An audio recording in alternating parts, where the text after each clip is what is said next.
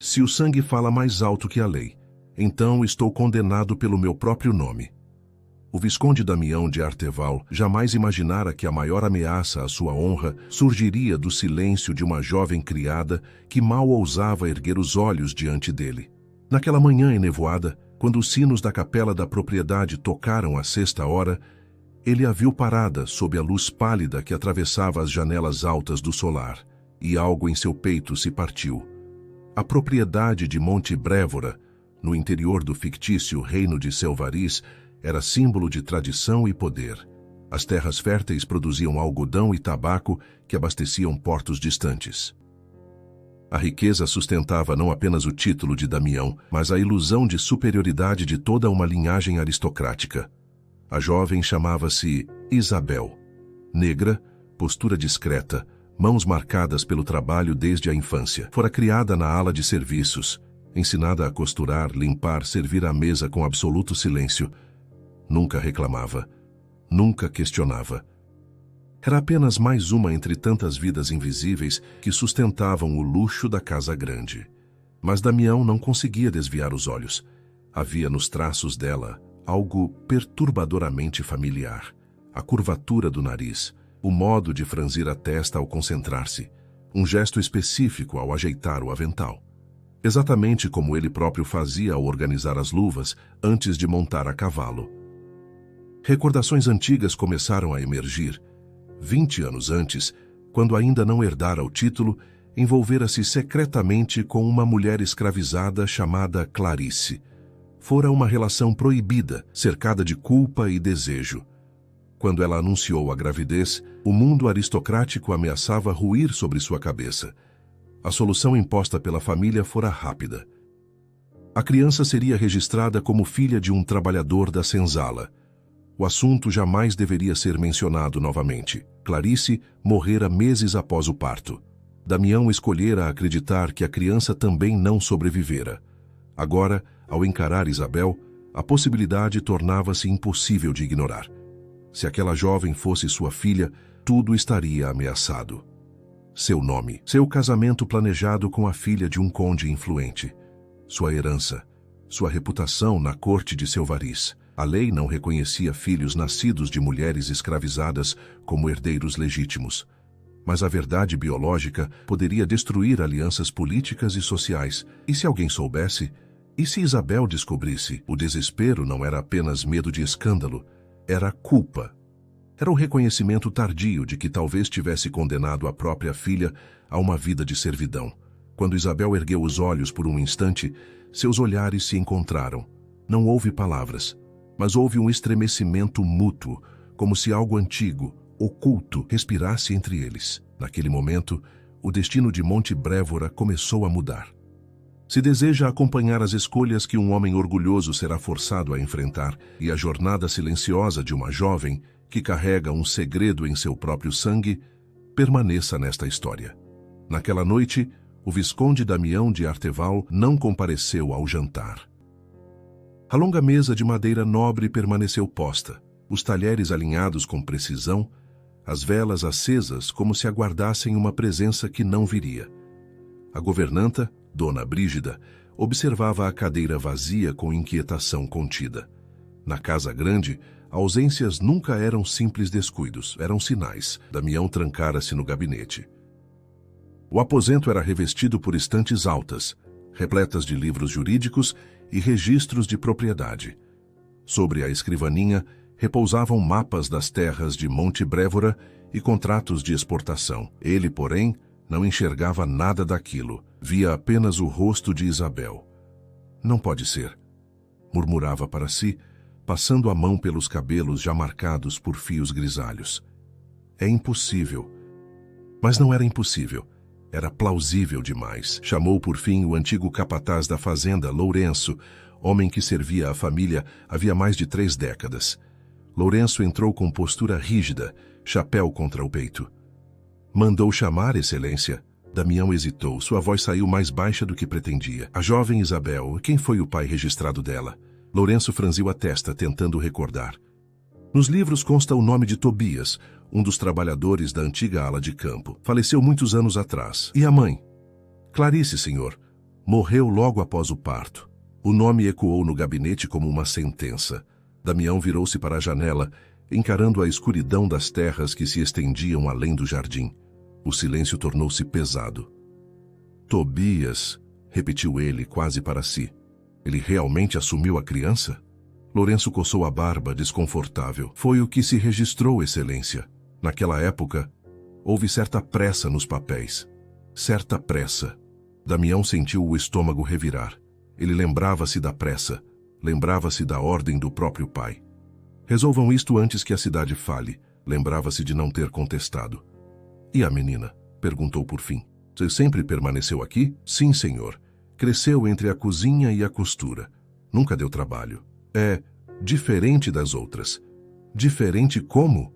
Observadora demais. A palavra atingiu-o. Observadora.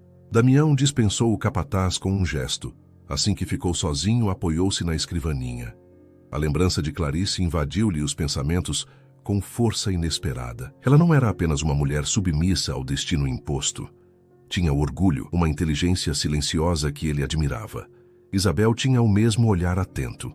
Na manhã seguinte, decidiu observá-la com mais cuidado. Desceu ao pátio sob o pretexto de inspecionar o serviço. Isabel estava ajoelhada junto à fonte, esfregando tecidos. A água fria escorria por suas mãos. O vestido simples marcava a magreza adquirida por anos de trabalho. Senhor, disse ela, levantando-se rapidamente e abaixando a cabeça. Continue, respondeu ele, tentando manter a voz firme. Mas não conseguiu afastar-se. Quantos anos tens, Isabel? Ela hesitou. Perguntas diretas do senhor da casa não eram comuns. 19, Excelência. 19. A conta era exata. Lembras-te de tua mãe? O silêncio prolongou-se. Isabel ergueu o olhar apenas o suficiente para encará-lo brevemente. Pouco, senhor. Dizem que era boa costureira. Morreu quando eu era muito pequena.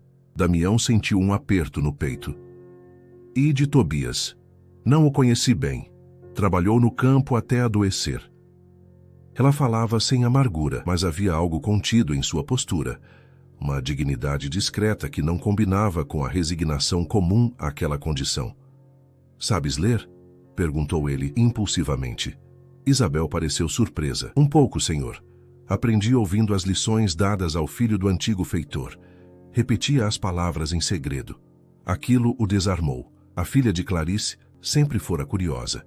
Ele se lembrava de ensiná-la às escondidas a reconhecer letras desenhadas na terra.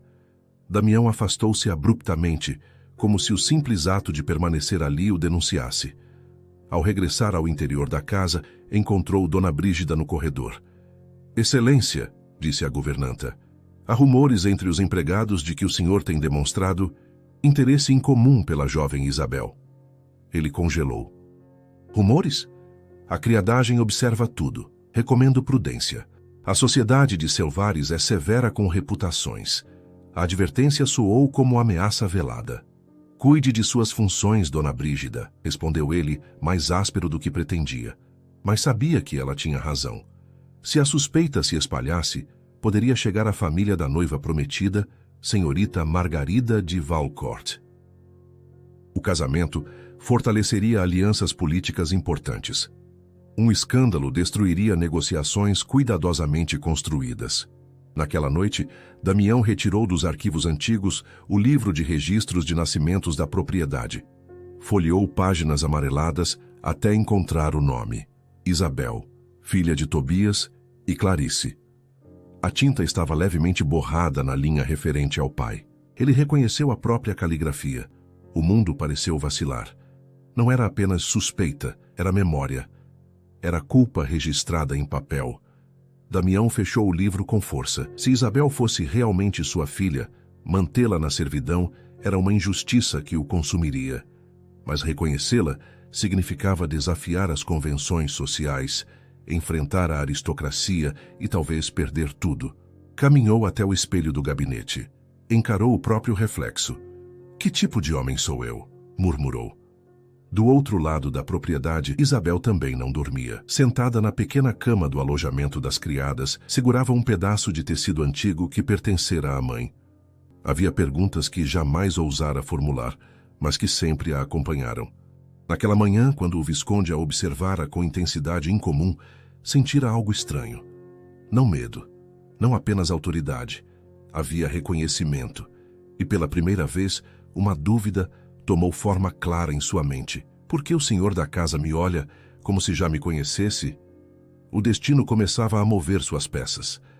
O silêncio da casa grande tornou-se mais pesado nos dias que se seguiram.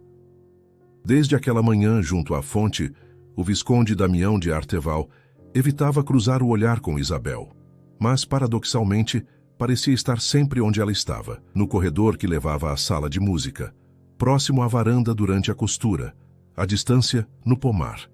A criadagem começou a notar. Na cozinha, entre o vapor das panelas e o cheiro forte de lenha, cochichos se espalhavam.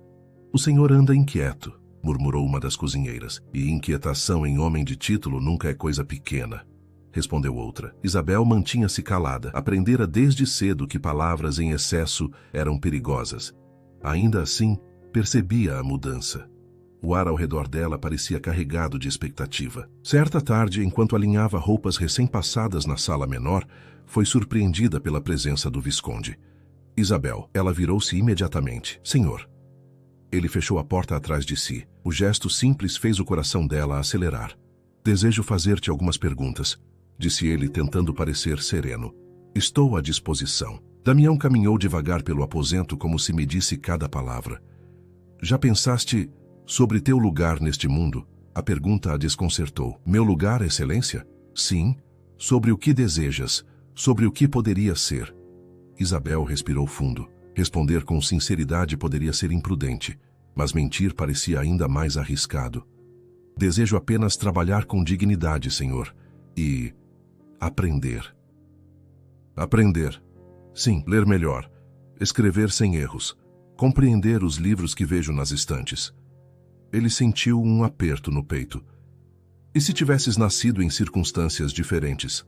O silêncio se alongou. "Não escolhemos as circunstâncias, senhor", respondeu ela com voz firme. "Apenas o que fazemos dentro delas." A maturidade daquela resposta o abalou. Havia ali algo que não se ensinava na servidão. Havia herança. Ele aproximou-se mais do que o costume permitiria. "De onde pensas que herdaste essa determinação?" Isabel sustentou o olhar por um segundo a mais do que seria apropriado. "Não sei, senhor. Talvez de minha mãe." O nome de Clarice pairou entre eles sem ser pronunciado. Damião sentiu a urgência de perguntar mais, de revelar algo, de romper o silêncio de 2 décadas. Mas a imagem de Margarida de Valcourt surgiu-lhe na mente. O casamento estava marcado para o fim do inverno. A união garantiria apoio político essencial junto ao Conselho de Selvaris. Um escândalo destruiria tudo. "Tens amigos fora da propriedade?" perguntou, mudando de tom. "Alguns conhecidos no vilarejo, senhor. Nada além disso." Ele hesitou, então fez a pergunta que lhe queimava por dentro. "Já te perguntaste se teu pai foi realmente Tobias?" O ar pareceu rarefeito. Isabel não respondeu de imediato. Seus dedos apertaram o tecido que segurava. "Por que me pergunta isso, Excelência?" Damião percebeu que dera um passo perigoso, apenas curiosidade. Ela não acreditou. Seus olhos escuros buscavam algo no rosto dele. "Sempre soube que havia silêncio demais quando falavam de meu nascimento", disse com cautela. "Mas aprendi que certos silêncios não devem ser tocados." Ele sentiu o peso daquelas palavras como uma acusação indireta. "E se o silêncio escondesse injustiça?" insistiu. "Então, alguém deveria ter coragem de enfrentá-lo." A resposta ecoou dentro dele. "Naquele momento, permita-me perguntar, de que lugar você acompanha esta história? De qual canto do mundo observa as decisões de um homem preso entre honra e culpa? Assim como Isabel, talvez cada um de nós carregue perguntas sobre as próprias origens." Damião afastou-se abruptamente, como se tivesse sido desafiado. "Volte ao trabalho", ordenou, recuperando a rigidez habitual. Assim que saiu, Isabel apoiou-se na mesa para recuperar o fôlego. As perguntas do Visconde não eram inocentes. Havia algo que ele queria dizer e não ousava. Naquela noite, Damião recebeu uma carta lacrada com o selo da família Valcourt. Margarida confirmava sua chegada à propriedade dentro de 3 semanas, acompanhada do pai. A visita oficializaria os últimos detalhes do matrimônio. Ele fechou os olhos. 3 semanas. Era o tempo que tinha antes que o futuro se tornasse definitivo. No dia seguinte, ordenou discretamente que lhe trouxessem antigos pertences guardados na ala esquecida da casa. Entre caixas empoeiradas, encontrou um pequeno medalhão que pertencera a Clarice. Dentro, um retrato minúsculo desenhado à mão, o próprio Damião jovem. Ele lembrava-se de ter presenteado Clarice naquela noite distante, quando prometera proteção que nunca cumpriu. Se Isabel possuísse a outra metade daquele medalhão, a ideia fez seu coração disparar. Decidiu procurá-la novamente. Encontrou-a no jardim dos fundos, sentada sob uma figueira, costurando à luz do entardecer. A Isabel, chamou com voz menos autoritária. Ela levantou-se. Senhor? Ele segurava o medalhão na palma da mão. Tua mãe deixou-te algum objeto antigo? Algo que guardas com estima? O olhar dela mudou. Sim, senhor. Um pequeno pingente. Sempre o carrego comigo. O mundo pareceu parar. Posso vê-lo? Isabel hesitou. Aquilo era a única lembrança concreta da mãe. Mas a ordem vinha do senhor da casa. Retirou do bolso do avental um medalhão simples, gasto pelo tempo. Damião abriu o próprio exemplar. As 2 metades encaixavam-se perfeitamente. O passado já não podia ser negado. O encaixe das 2 metades do medalhão não deixou espaço para dúvidas. O metal antigo uniu-se com um leve estalo, formando novamente o desenho completo que um dia simbolizara uma promessa juvenil. Damião sentiu as mãos tremerem. Isabel, diante dele, observava em silêncio, os olhos fixos na peça agora inteira. De onde o senhor tirou isso? Perguntou ela, a voz mais firme do que o costume permitiria. Ele demorou a responder. Durante anos ensaiara justificativas, desculpas imaginárias, argumentos que jamais precisara usar. Agora, nenhuma palavra parecia suficiente. Pertenceu a alguém que conheci há muito tempo, disse por fim. Isabel não se satisfez. Minha mãe nunca falou sobre esse homem. A frase atingiu-o como uma lâmina. Nunca falou, talvez porque nunca lhe fora permitido falar. Clarice era discreta, murmurou ele. Ao ouvir o nome da mãe pronunciado com tal intimidade, Isabel sentiu o chão vacilar. O senhor a conheceu de perto? Damião ergueu o olhar. A negação seria covardia, a verdade, um abismo. Sim. O vento que atravessava o jardim pareceu mais frio.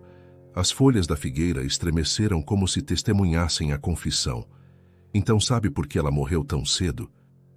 Insistiu Isabel. Ele fechou os olhos por um instante. Complicações após o parto. E o senhor estava aqui? A pergunta era simples, mas carregava peso. Estava. Isabel respirou fundo. Havia algo se formando dentro dela. Não exatamente raiva, mas uma percepção nova, inquietante. Por que nunca me disse nada? Perguntou finalmente. O silêncio tornou-se espesso. Porque não me era permitido, respondeu ele com voz rouca. Não lhe era permitido reconhecer a mulher que gerou sua filha? As palavras escaparam antes que ela pudesse contê-las. Damião sentiu o impacto. Ela sabia, talvez sempre soubera. Isabel, começou ele, mas a voz falhou. Ela deu um passo atrás. Sempre houve olhares, senhor. Sempre houve sussurros quando eu passava. Aprendi a ouvir o que não era dito, a somar silêncios. Ele percebeu que subestimara a inteligência dela. Tens razão, admitiu num fio de voz. Eu sou teu pai. O mundo pareceu suspenso naquele instante. Isabel não chorou, não gritou. Apenas permaneceu imóvel, absorvendo a frase que redefinia sua existência. Meu pai, repetiu lentamente, como se experimentasse a palavra pela primeira vez. Damião aproximou-se, mas ela ergueu a mão impedindo-o. Não se aproxime ainda, ele obedeceu. Durante 19 anos fui criada como serva nesta casa, continuou ela. Trabalhei, obedeci, calei, e o senhor sabia, a culpa pesava como ferro. Eu soube. Tarde demais. Tarde demais? A indignação começou a emergir. Ou conveniente demais. A acusação doía porque era justa. Meu pai exigiu silêncio, explicou ele. A reputação da família estava em jogo. Eu era jovem, fraco, e minha mãe pagou por sua fraqueza. A verdade não admitia contestação. O som distante de passos ecoou na varanda próxima. Ambos se afastaram instintivamente. O segredo recém-revelado era frágil, perigoso. Se alguém nos ouvir, murmurou ele, estaremos perdidos. Isabel riu sem humor. Perdidos? Eu sempre estive. A frase fez Damião perceber a diferença entre seus medos. Ele temia escândalo. Ela temia nunca ter sido vista. O que deseja agora? Perguntou ele finalmente. Isabel ficou em silêncio por longos segundos. Quero dignidade, respondeu. Não riqueza, não título. Apenas que minha existência não seja negada. Ele sabia que reconhecê-la publicamente seria impossível sem destruir alianças e provocar represálias sociais severas. O conselho de Selvariz jamais aceitaria uma herdeira nascida de mulher escravizada. Posso conceder-te liberdade formal, disse ele, transferir-te para a cidade, oferecer educação. Ela ergueu o queixo. Como caridade, como reparação. Reparação não devolve infância, senhor. A franqueza dela era como espelho incômodo. Então o que esperas de mim? Perguntou ele quase suplicante. Isabel respirou fundo. Espero coragem. A palavra ecoou. Coragem para enfrentar o conselho. Coragem para romper o noivado. Coragem para assumir publicamente um erro do passado. O casamento com Margarida de Valcourt acontecerá em breve, disse ele como se confessasse outro crime. Os olhos dela brilharam com compreensão amarga. Então é isso que o desespera. Ele não respondeu, mas o silêncio confirmou. Não desejo destruir sua vida, declarou Isabel, mas também não aceitarei continuar invisível. O dilema tornava-se inevitável. Se Damião mantivesse o casamento, estaria perpetuando a mentira. Se revelasse a verdade, perderia prestígio e talvez as próprias terras. Ao longe, o sino da capela anunciou o cair da noite. Dê-me tempo, pediu ele. Tempo para quê? Para decidir qual homem serei. Isabel segurou novamente o medalhão completo. Decida antes que outros decidam por nós. Quando se afastaram, cada um carregava peso distinto. Damião enfrentava a ruína possível de sua posição social. Isabel enfrentava a reconstrução de sua própria identidade. Naquela noite, a notícia da chegada antecipada da família Valcourt espalhou-se pela propriedade. O tempo que Damião pedira estava se esgotando, e o segredo já não cabia mais no silêncio. A chegada da família Valcourt ocorreu 2 dias antes do previsto. As carruagens surgiram na estrada principal sob uma manhã clara, levantando poeira dourada. Criados alinharam-se à entrada do solar de Monte Brévora. Dona Brígida supervisionava cada detalhe com severidade quase militar. O Visconde Damião de Arteval desceu os degraus com postura impecável, traje escuro e expressão controlada. Apenas seus olhos denunciavam a inquietação. O conde Raul de Valcourt desceu primeiro, homem de porte robusto e bigodes meticulosamente aparados. Logo atrás, surgiu Margarida, jovem de pele clara, postura elegante e olhar atento. Visconde, saudou o conde abrindo os braços. Uma honra finalmente consolidar nossos laços. A honra é minha, conde Raul, respondeu Damião, inclinando levemente a cabeça. Margarida aproximou-se com delicadeza ensaiada. Senhor Damião, senhorita Margarida. As formalidades prosseguiram até que todos entraram na casa. Isabel observava de longe, segurando uma bandeja com taças de cristal. Seus movimentos eram precisos, mas o coração batia com força. Ela agora sabia quem era.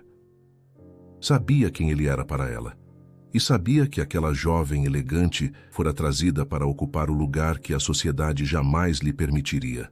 Durante o almoço, conversas políticas dominaram a mesa. O conde falava sobre reformas no Conselho de Selvariz, alianças estratégicas e expansão comercial. Damião respondia com atenção calculada. A união de nossas famílias fortalecerá ambas as propriedades, declarou o conde, erguendo a taça, e garantirá estabilidade por décadas. A palavra estabilidade soou como prisão. Margarida observava o noivo com curiosidade discreta. Notou sua distração ocasional. Seu olhar por vezes deslizava em direção às criadas que circulavam, especialmente uma. Após a refeição, enquanto os homens permaneciam na sala de estudos, Margarida caminhou pelos jardins acompanhada apenas por uma dama de companhia. Ao passar pela ala de serviço, viu Isabel organizando tecidos. Você, chamou com suavidade firme. Como se chama? Isabel inclinou a cabeça. Isabel, senhorita. Margarida aproximou-se alguns passos. Trabalha aqui desde pequena? Sim, senhorita.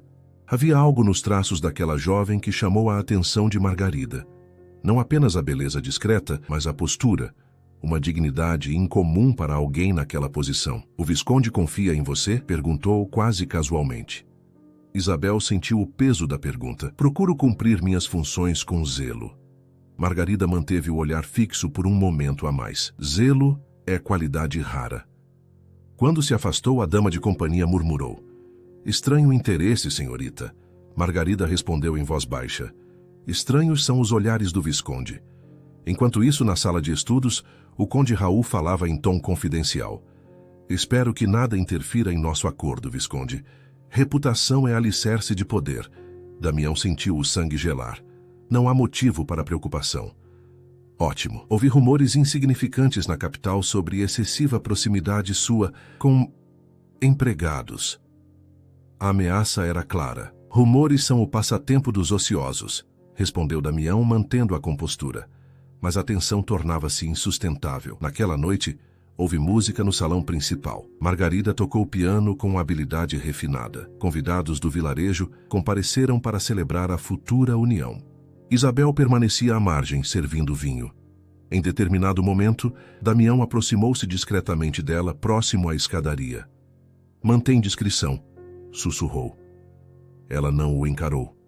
Sempre mantive, senhor. A presença dos Valcourt exige cuidado redobrado. Isabel finalmente ergueu os olhos. Minha existência é o verdadeiro risco, não é?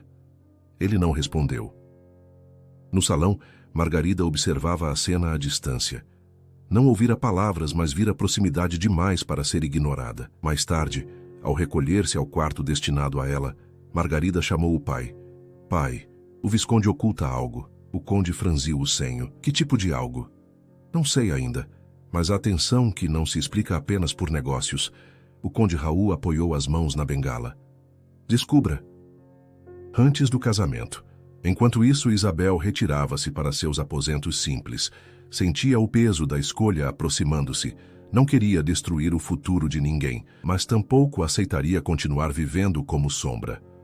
Damião, sozinho no gabinete, encarava o medalhão sobre a mesa. O tempo pedira coragem, agora exigia decisão. Se permanecesse calado, Isabel continuaria serva e o casamento consolidaria poder. Se falasse, poderia perder alianças, terras, prestígio, mas talvez ganhasse dignidade. Bateu à mesa com o punho fechado. Basta. Na manhã seguinte, convocou Isabel ao gabinete antes que a casa despertasse. Ela entrou com serenidade contida. Senhor, ele respirou fundo. Não posso permitir que continues nesta condição. Então o que fará? Ele caminhou até a janela, observando a luz surgir sobre os campos. Vou enfrentar o conde. Isabel sentiu o coração acelerar. Isso pode arruinar o senhor. Talvez. E a mim também. Ele virou-se para ela. Prefere continuar como está? Ela sustentou o olhar. Prefiro verdade à conveniência. A resposta selou o caminho. Mas nenhum dos dois imaginava quão violenta seria a reação da sociedade quando o segredo viesse à tona. O confronto aconteceu antes mesmo do desjejum. O sol mal surgira quando o Visconde Damião de Arteval pediu ao Conde Raul de Valcourt que o acompanhasse até o gabinete. A formalidade do pedido ocultava a tempestade que se formava. O conde entrou com expressão impaciente. Espero que não se trate de trivialidades, Visconde. Temos acordos a revisar. Damião fechou a porta com firmeza. Trata-se de honra. O conde arqueou as sobrancelhas. A honra, meu caro, já está bem encaminhada com o casamento. Não exatamente. Houve um silêncio tenso. Seja claro, exigiu Raul. Damião respirou fundo. Pela primeira vez em muitos anos decidiu não medir consequências antes de falar. Há uma jovem nesta propriedade, Isabel. O nome soou estranho no ambiente formal. Sim, uma criada, respondeu o conde impaciente. O que há com ela? Ela é minha filha. O impacto foi imediato. O conde permaneceu imóvel por um segundo, Depois soltou uma breve risada incrédula. Isso é algum tipo de provocação? Não. Está dizendo que reconhece como filha uma serva? Estou dizendo que ela é fruto de um erro que cometi na juventude e que não posso mais negar. O semblante do conde tornou-se rígido. Se isto for verdade, é um escândalo de proporções intoleráveis. É verdade. E pretende fazer o quê? Colocá-la à mesa conosco? Dar-lhe sobrenome? A pergunta era quase desafiadora. Pretendo conceder-lhe liberdade formal e garantir educação, e não posso casar-me sob mentira. O conde bateu a bengala no chão. Está rompendo o acordo? Não posso oferecer à sua filha uma união baseada em ocultação. A porta se abriu abruptamente. Margarida estava ali, pálida, mas firme. Ouvi o suficiente, declarou ela. O silêncio que se seguiu era pesado como chumbo. Senhorita, começou Damião. É verdade? Perguntou ela sem rodeios. Sim, Margarida manteve a compostura, mas seus olhos revelavam ferida profunda. Então o senhor me convidaria a viver numa casa onde uma jovem, sua filha, serviria-me como criada? A crueza da pergunta expôs a brutalidade da situação. Não, respondeu ele. Justamente por isso estou falando. O conde interveio. Isto é inaceitável. Minha filha não será associada a tal desordem moral. Margarida ergueu a mão pedindo silêncio ao pai. Desejo ouvir dele, disse ela. Voltou-se para Damião. Por que agora? Ele hesitou. Porque descobri prova irrefutável. Porque a culpa tornou-se insuportável. Porque não posso construir futuro sobre injustiça. Margarida respirou fundo. E o senhor esperava que eu aceitasse isso com serenidade? Não espero aceitação. Apenas verdade. Ela permaneceu em silêncio por longos segundos. Meu pai tem razão quanto a uma coisa, disse por fim. A sociedade não perdoa tais revelações. Eu sei. E sua filha? O que deseja ela? A pergunta surpreendeu-o. Dignidade. Margarida assentiu lentamente. Algo que toda pessoa merece. O conde interrompeu indignado. Margarida, pai, permita-me falar. Ela caminhou alguns passos pelo gabinete. Visconde, a revelação destrói nosso acordo, mas ao menos mostra que ainda possui consciência. O conde ficou vermelho de ira. Não negociaremos com escândalos. Não há mais negociação, pai, respondeu ela com serenidade firme. O rompimento estava consumado. Quando saíram do gabinete, a tensão espalhou-se pela casa como fogo em palha seca. Criados murmuravam. Dona Brígida parecia à beira de um desmaio moral. Isabel foi chamada. Entrou no salão onde estavam reunidos o Visconde, o Conde e Margarida.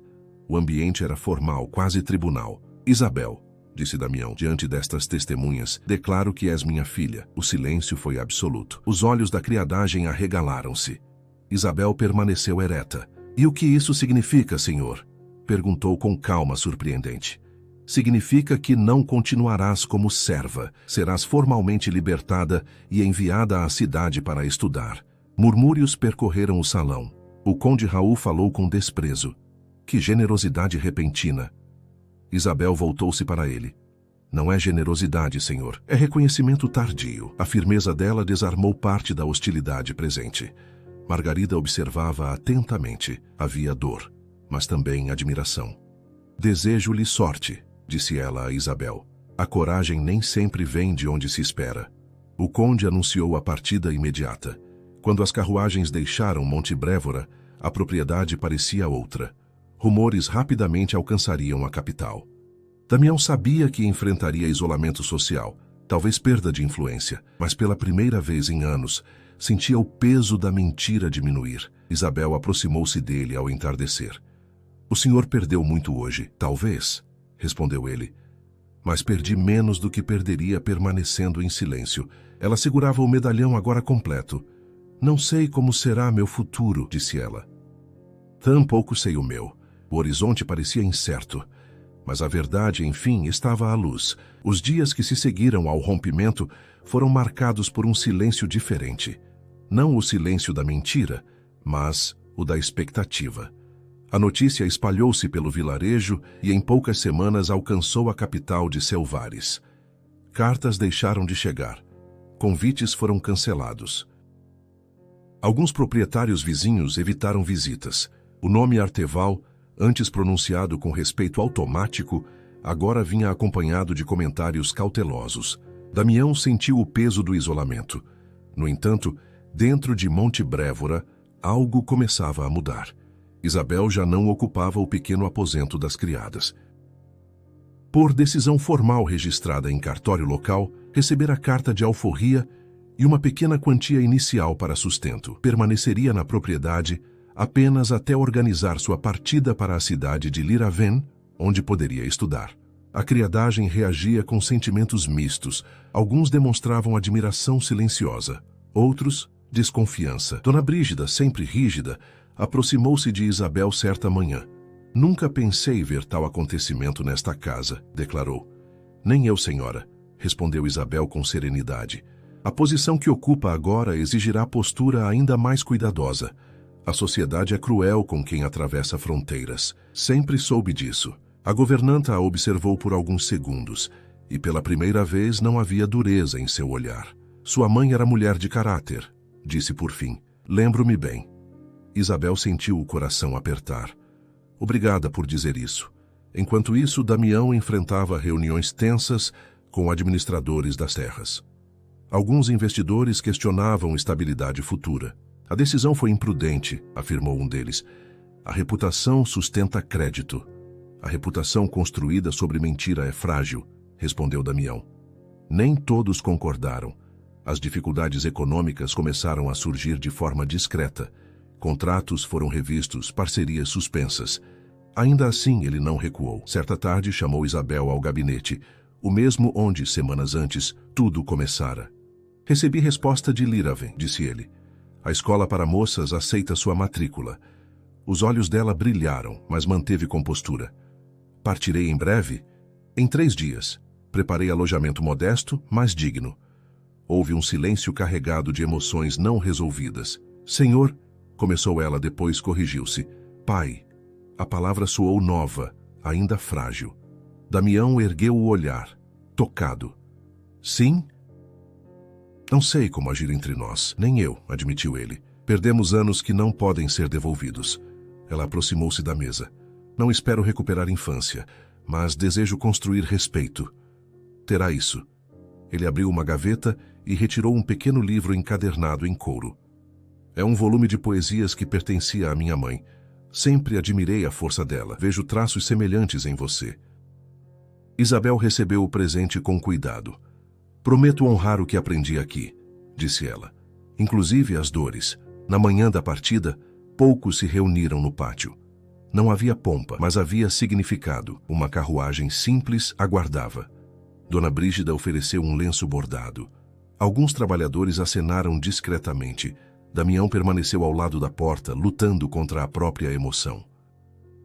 Liraven é distante, disse ele, mas escreverei. E eu responderei.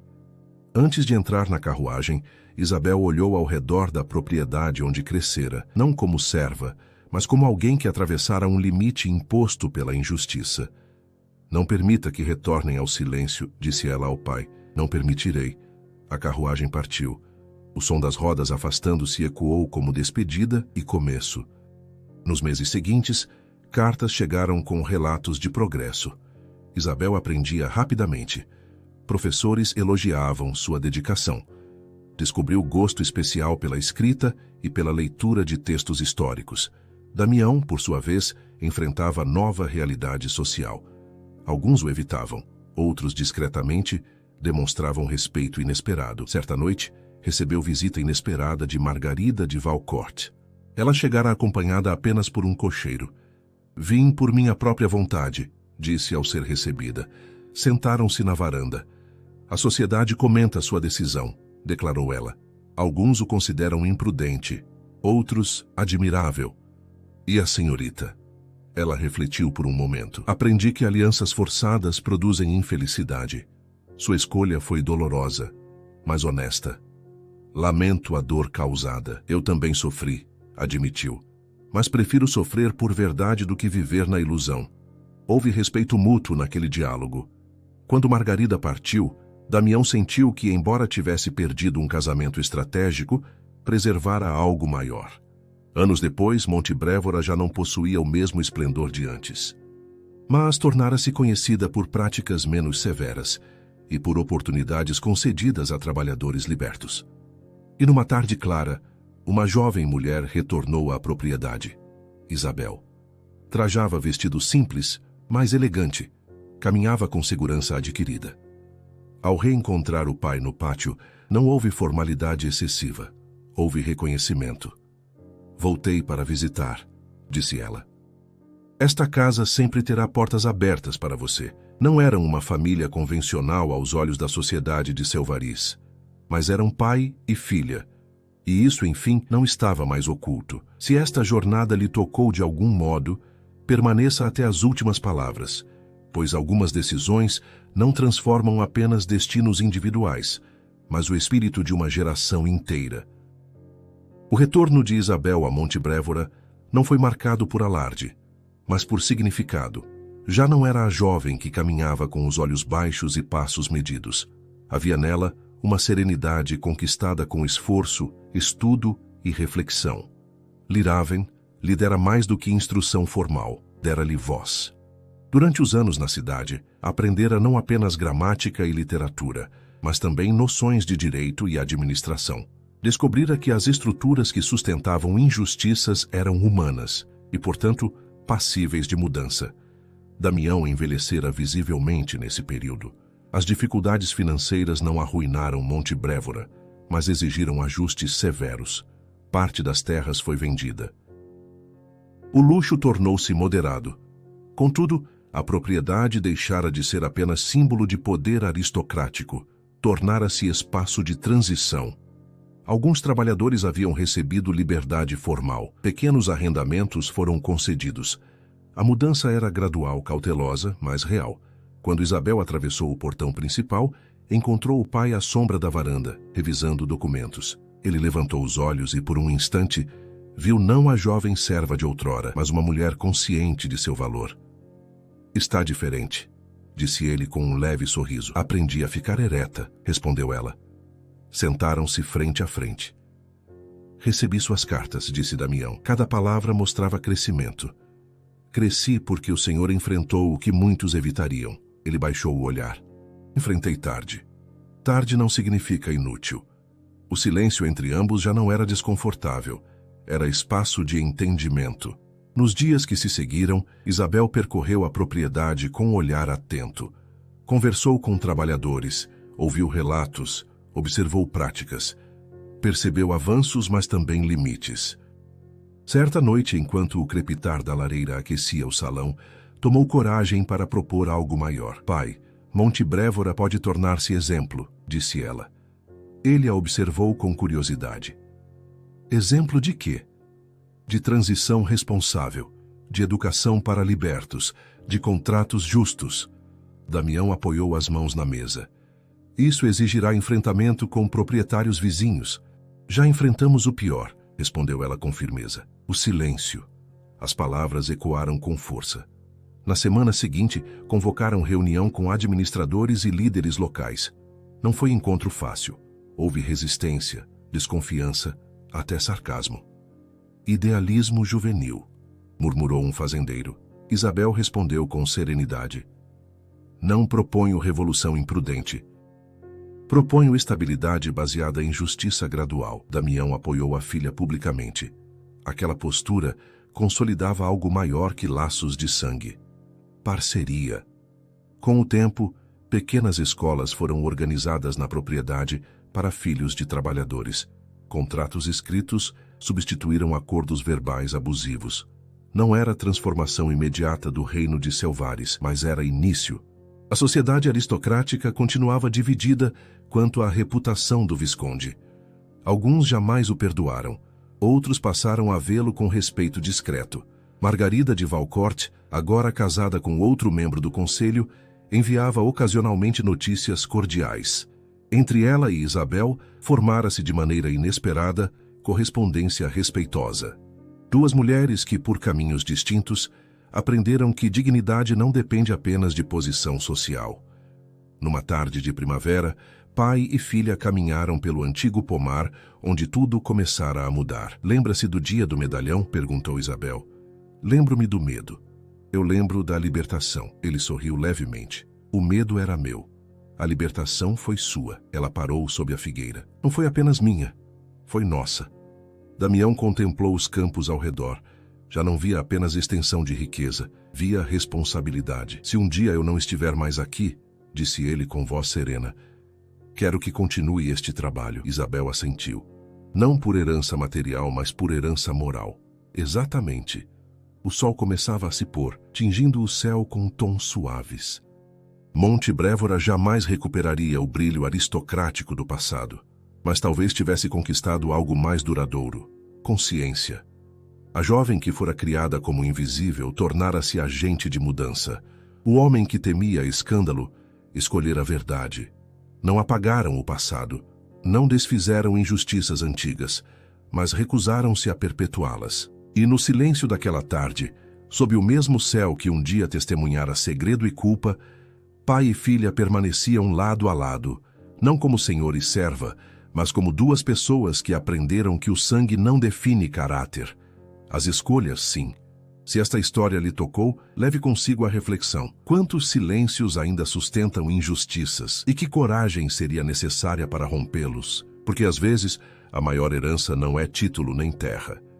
É a decisão de agir com dignidade quando tudo convida ao silêncio.